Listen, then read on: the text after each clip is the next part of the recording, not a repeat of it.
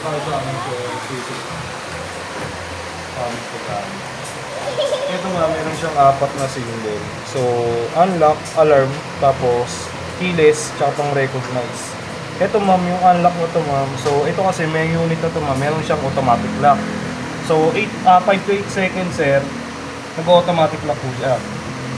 So, bago nyo susiyan sir, or kahit nasusiyan nyo siya, basta wag nyo po siyang kakalimutang i-unlock. Unlock nyo pa muna siya. Yan, bago nyo po susiyan. Yan.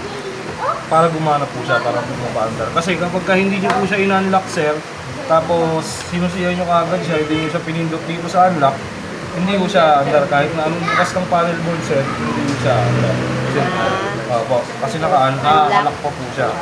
So kailangan sir, bago niyo po siya susian or kapag, ayun sir, yung tunog na yun sir, ibig sabihin nyo sir, nakalock na po yun. So kailangan sir, unlock niyo po muna kasi kapag hindi niyo po siya in-unlock, tapos sinusiyan niyo siya kaagad, hindi po siya tatakbo. Bubukas lang po yung panel board niya pero hindi po siya tatakbo. Hindi siya. So yun ma'am, unlock. Tapos ito po yung alarm. So kung gusto niyo po siyang i-activate, press niyo lang po siya ng isang beses. Kung may magtangkamong gumamit ng ibang susi sir, bawa, tangkang nakawid, ganyan, gumamit ng ibang susi. Tutunog po siya. So para ma-deactivate naman po yan ma'am, para po siya mawala. Kasi kapag hindi niyo po siya di-deactivate ma'am, tuloy-tuloy po yan ma'am. Tuloy-tuloy po siyang tutunog. Oh, ganyan. Nag-stop na siya. Tuloy-tuloy po siyang tutunog. Hanggat hindi niyo po siya dini-deactivate, sa pag-deactivate naman yan ma'am, ito ulit. Unlock na ulit. Yan. Unlock lang ulit siya. Para mawala po siya. Tapos ma'am, ito po, keyless. So double tap nyo lang siya. Yan. Pwede niya po kayo mag-drive. Wala na po kayong ibang gagalawin, pwede na po kayo mag-drive. Tapos ma'am, halimbawa, okay na, dito po kayo nag-start. Keyless po yung ginamit nyo. So, halimbawa, okay na po yung unit, ipa-parking nyo na lang. Gagawin nyo po ma'am, ito lang pong uling unlock sign para po mamatay yung unit. Para mag-off po siya. Yan. Wala na po kayong ibang gagalawin. Okay. Yan ma'am. Tapos ma'am, ito pang recognize. Halimbawa ma'am, is nasa parking kayo, nasa SM kayo, so may kaparehas kayong unit, hindi nyo po alam kung saan sa inyo doon, ito lang po yung pipiliin.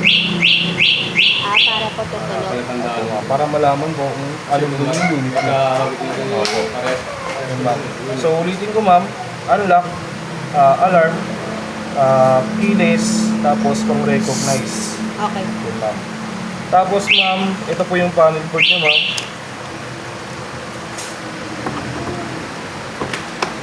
Yan ma'am. So, yung panel board nyo ma'am is para lang din naman sa motor. Katulad ng din sa motor. Yan, nandiyan yung speedometer niya. Yung kilometer. Yung ready sign. Na ibig sabihin ma'am, pwede nyo huyang i-drive. Tapos ma'am, ito po yung voltage niya. Tapos yung battery bar indicator. So, accurate naman yan ma'am. Kung babawas po dito ma'am, babawas din po yan. Yan ma'am. Tapos ma'am, ito po yung wiper. Yan. Ito yung sa wiper niya. Tapos ito ma'am, pwede kayong mag-charge. Yung cord po ng charger, pwede nyo pong isalpak dyan para po mag-charge po kayo. Pero ma'am, hindi po siya nakaka-full charge. Kumbaga parang ano lang po siya.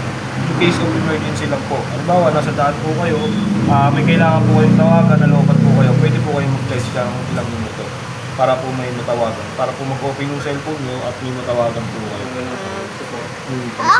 Ay, pwede yan po yan sa mga speaker. Up? Yung speaker lang na Pwede po. portable.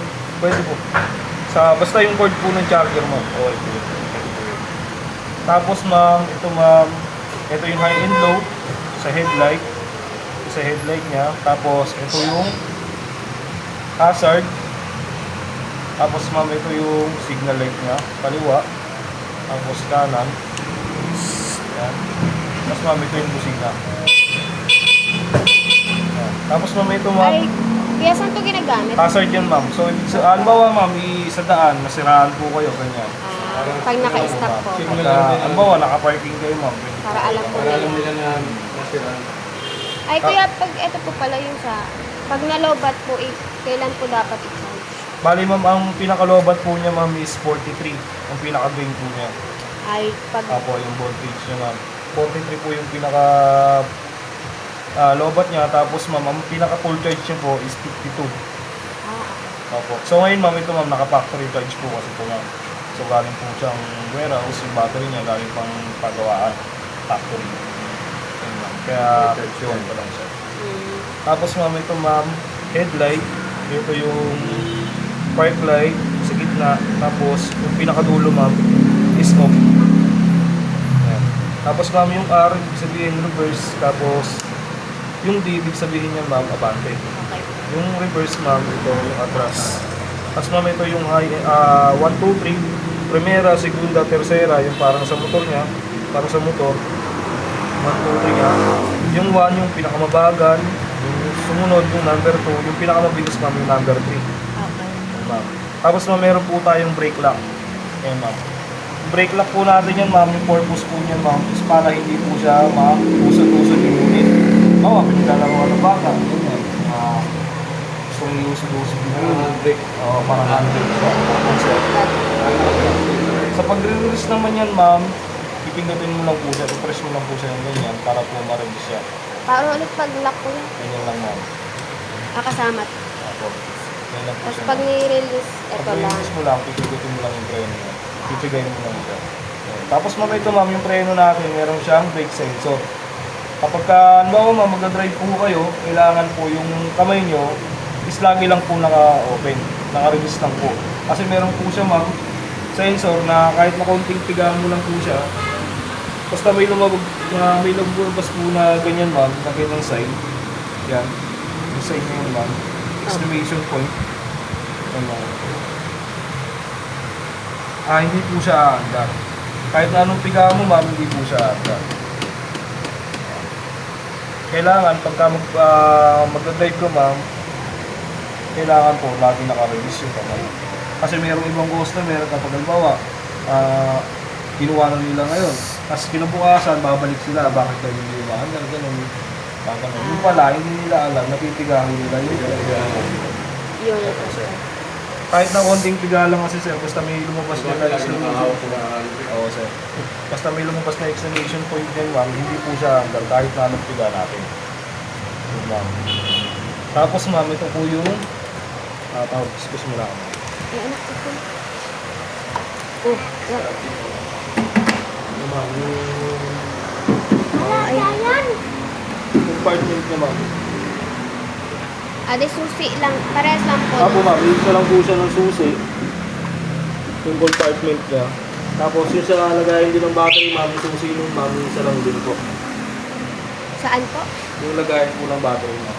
Ito yung lagayan naman. Matatanggal po yung battery. Apo ma'am. Isa nga lang pala. Oh.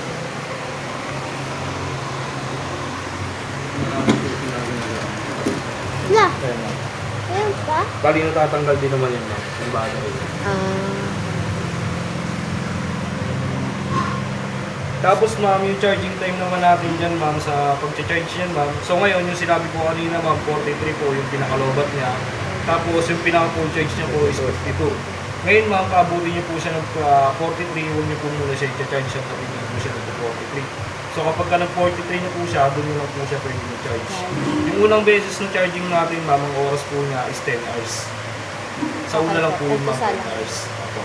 So sa mga regular charging niya, mga second, third, hanggang sa sunod-sunod na, mga charging time niya po ma'am is 6 to 8 hours na lang. Sa una ka lang po mag-10 hours. Pagka nag-43 na po siya. Tapos ma'am, meron po tayong 30 minutes before and after na cool down. Halimbawa ma'am, nagamit na po siya, nag-43 na siya. Gusto niyo na po siya may charge. Huwag niyo po muna siya agad i-charge ma'am. Pahingayin niyo po muna yung battery natin ng 30 minutes. Ipa-cool down muna natin bago po natin i-charge. Tapos ma'am, pag halimbawa, tapos na rin ma-charge, gagamitin nyo na yung battery. So, huwag niyo po muna siyang gagamitin. Pahingay uli ng 30 minutes. Kasi ma'am, dyan po talaga nasisira yung battery natin. Kapag halimbawa, galing sa kuryente, tapos sasalpak agad gagamitin natin. Doon po kadalasan nagagamit na nasisira yung battery. Bali yun lang po ma'am, para mapangalagaan natin yung battery natin. Sundin na lang po natin yung charging time. Tsaka yung 30 minutes na cool down. para mas lalo magtagal. Pero yung battery naman natin, ma'am, 2 to 3 years naman po yung lifespan niyan. Depende na lang po talaga sa customer kung ano po yung klaseng paggamit. Okay. Tapos ma'am, ito po yung charging terminal po niya. Dito po kayo magsasaksak yung charger, tapos dun po yung isa sa outlet. Kasi yung charger na ito lang.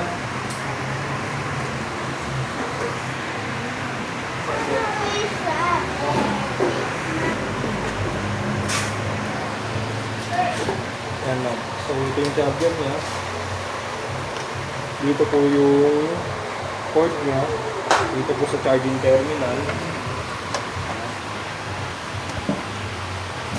Tapos ma'am, ito po sa outlet. Okay po. Ito po yung sa outlet. Tapos ito yung sa...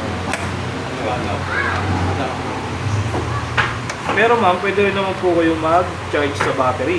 Rekta sa battery, pwede naman po yun. Pag tinanggal niya. Pag tinanggal niyo po yung battery, ma'am, pwede nyo po charge dito. Pwede po kayo mag-charge.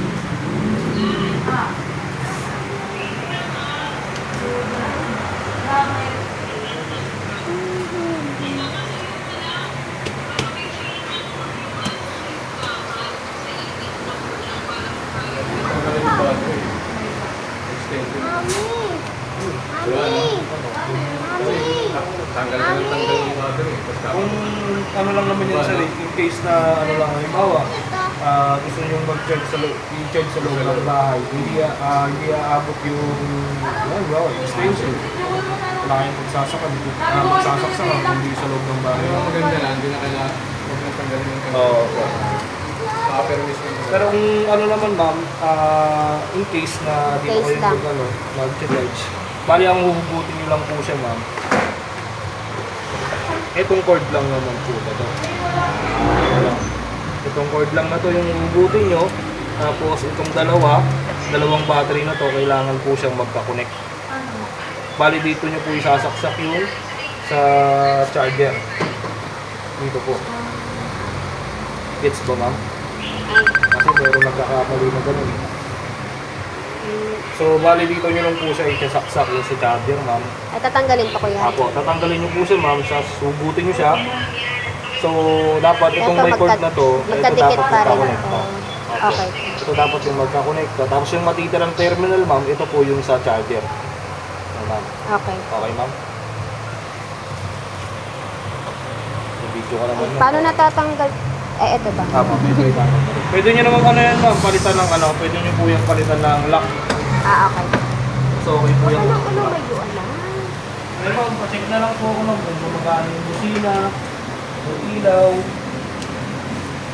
Kuya, check mo na. Ano sa'yo yun? Ayan. Isa... Ito, ilaw sa ano to? Sa unahan. Ito, saan to? Sa gitna. Hindi lang ito.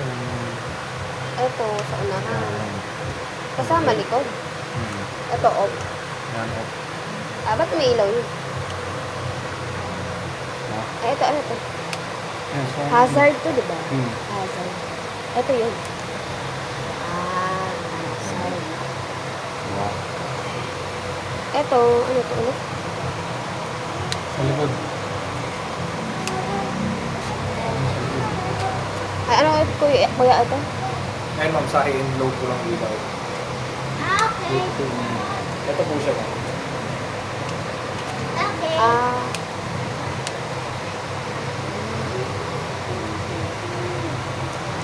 Pala yun. Yun lang. Okay na ma'am? Wala na po lang.